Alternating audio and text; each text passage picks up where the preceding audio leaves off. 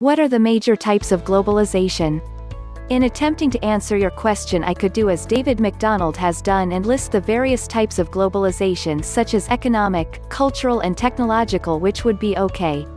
But I think what it is far more useful is to highlight the connection and relationship between globalization and modernity. In much of the discussion of globalization, what we are really talking about is the spread of modernity, for it is modernity which is the powerful force reshaping our world. In a very real way, globalization is merely the connectivity or the connections that is allowing modernity to spread. Globalization is the railway track upon which the train of modernity travels. Modernity itself has 5 pillars, each of which separately is immensely powerful and influential, but when combined constitute an unstoppable force. Each of the pillars is interrelated and reinforces one another. These pillars, in no particular order, are democracy, secularism, capitalism, science and emancipation. There is not enough space here to go into detail, but briefly I would define democracy as the transfer of political power from one governing party to another by the electoral decision-making of a nation's citizens. Secularism is not atheism but merely the removal of the hand of religious authority from the instruments of state power. Secular states treat all religions equally, thereby allowing true religious freedom.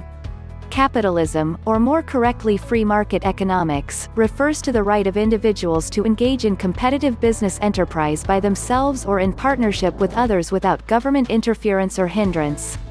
Science relates not only to the scientific method that leads to a rational understanding of the universe and our place in it, but also the technology that flows from that understanding.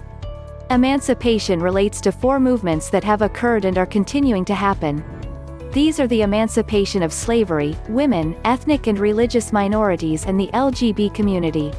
While it has to be said that the first has almost been achieved and the second and third have made great strides globally, the last has barely begun. But the direction forward is clear. And here we come to the most important point. Even though the spread of modernity is now 3 centuries old, it is still in its infancy and there is still a long way to go. The forces of reaction and tradition will continue to fight by any means they can to preserve their privileged position.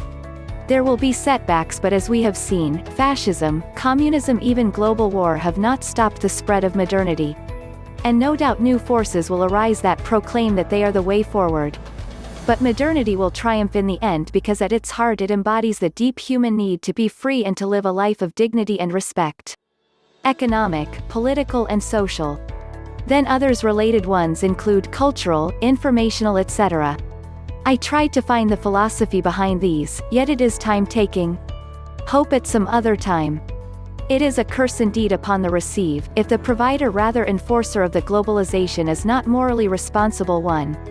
This is practically what happens. Profiteering and occupational motives lead to negative impacts of such a great mechanism of integrating humans. All the great thinkers were genuinely global federalists.